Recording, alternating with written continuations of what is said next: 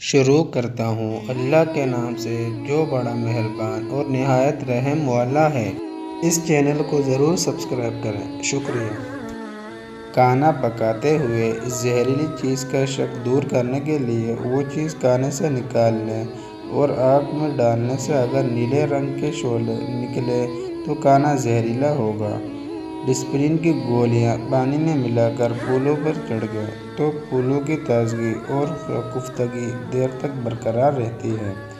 مچھلی پکائی جائے تو پورے کچن میں اس کی بو پھیل جاتی ہے۔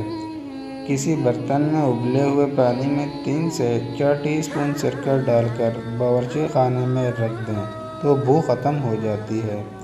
بھنڈیوں کو پکاتے یا ابالتے وقت ان پر اگر لیموں کے چند قطرے یا 2 ٹی اسپون املی کا پانی ملا دیں تو ان کی نرمی پکنے کے بعد بھی برقرار رہتی ہے۔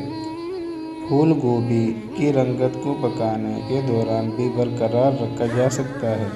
اس کے لیے آپ یہ کریں کہ پکاتے وقت اس میں لیموں کا چھلکا ڈال دیں۔ چائے کے خالی ٹی بیگ آنکھوں پر رکھنے سے آنکھوں کی تکن دور ہو جاتی ہے۔ ہینگ کا استعمال کانوں میں نہ صرف ذائقہ لاتا ہے بلکہ یہ ہاضمے کے لیے بھی مفید ہے۔ سبزیاں پکاتے وقت پکنے کے دوران آدھا چمچ سرکہ ڈالنے سے سبزیوں کا رنگ قائم رہتا ہے۔ روٹی پکانے سے پہلے آٹے کو آدھے گھنٹے کے لیے ڈھانک کر رکھ دیں۔ اس طرح آٹا صحیح رہتا ہے اور اس کے پیڑے خراب نہیں ہوتے۔ جن لوگوں کو قبض رہتی ہے انہیں چاہیے کچن ٹپس کا آسان گھریلو ٹوٹکا۔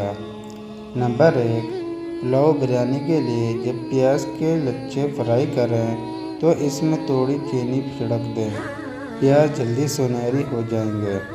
نمبر 2، سالن اگر پتلا رہ جائے تو اس میں 5 تا 6 عدد کاجو یا بادام کا پیسٹ شامل کر دیں، سالن گاڑھا اور خشک ذائقہ ہو جائے گا۔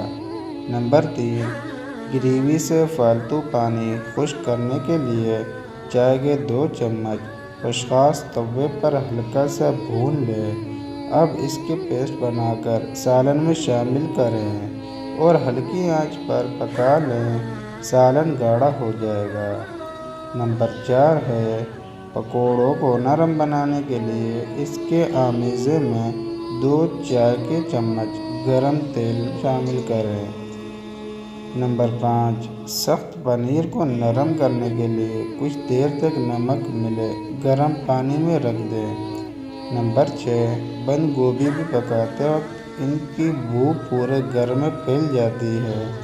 اگر گوبھی پکانے کے دوران پین میں روٹی کا ایک ٹکڑا رکھ دیں تو بو نہیں پھیلے گی۔ نمبر 7، فریج میں رکھنے سے مکھن سخت ہو جاتا ہے۔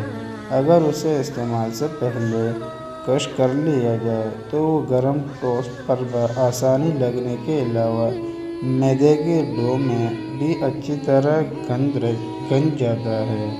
نمبر 8، ادرک کا چھلکا چمچ سے اتار کر دیکھیں، آپ چھری کا استعمال بھول جائیں گی۔ نمبر 9 ہے سیب کھیرے اور آڑو کے چھلکے ضائع مت کریں، انہیں تازہ دھنیا، ہری مرچوں، ادرک، ناریل، نمک اور چینی کے ساتھ ملا کر پینے سے لذیذ اور غذائیت سے بھرپور چٹنی بنتی ہے۔ اسے دہی میں شامل کر کے اور رائتہ تیار کیا جا سکتا ہے۔ نمبر 10 ہے کوئی بھی دال پکاتے وقت اس میں مصالحے شامل کرنے سے پہلے اگر تھوڑی سی ہلدی اور گھی یا مکھن کا 1 چمچ ڈال کر کچھ دیر پکا لیا جائے تو بالکل منفرد اور ذائقہ دار دال بنتی ہے۔